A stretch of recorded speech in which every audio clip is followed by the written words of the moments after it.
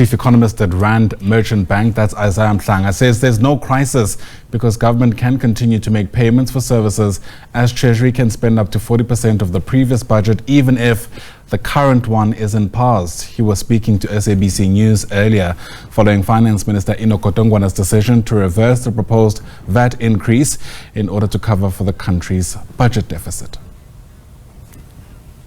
What we expect is that there is going to be 75 billion rand shortfall in the revenues for the next 3 years. But for this current fiscal year, which started on the 1st of April, there's going to be only a shortfall of about 13.5 billion rand, out of which the zero rating of products, which was proposed to try and cushion the poor, of about 7 billion rand is no longer going to be there, which means the actual shortfall is only just about 6 billion rand. That can be found by reprioritizing spending from other spending measures. Over the next 3 years, National Treasury will have to find some 60 billion rand of savings out of the existing purse without increasing debt levels, without increasing new borrowings, which means the fiscal framework as voted by Parliament still remain. All that they need to do is to find some savings in existing spending to fill the revenue gap. All right. We were also told that SARS, of course, had collected more than anticipated, and the finance minister would have not known that before drafting his own budget. My understanding, and you'll correct me with the numbers if I'm wrong, but there's an extra 9 billion that's now available from SARS's collections. You say that we only really have a shortfall of 6 billion rand for this financial period. It seems the math is mathing, as they say.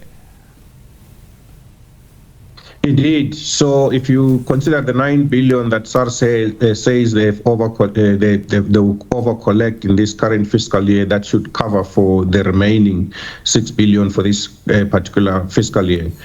But the issue then comes over the medium term. If you think about the growth projections, when Treasury tabled the budget, it was about 1.9%. The IMF just released its own forecast of growth for this year. It's only 1%, which means there's a huge difference between when Treasury tabled the budget to when, to the current conditions.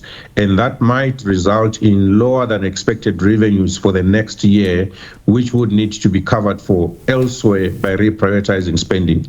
So the VAT issue itself isn't something that is too big to solve. It can be solved, but the underlying economic performance remain a big risk to the fiscal framework over the medium term. Just think about how much the total budget is and how much the foregone VAT collections of 75 billion is. It's less than 1% of the total budget. So it's not something that should really derail the budget process. In any case, for the viewers, it's really that over the course of the year, typically Treasury can spend up to 40% of the previous budget even before the budget is passed. So there is no crisis whatsoever in terms of what government needs to pay for. That is the services that are given to South Africans. So even these talks around, and of course we'll continue watching the budget story as it continues to unfold.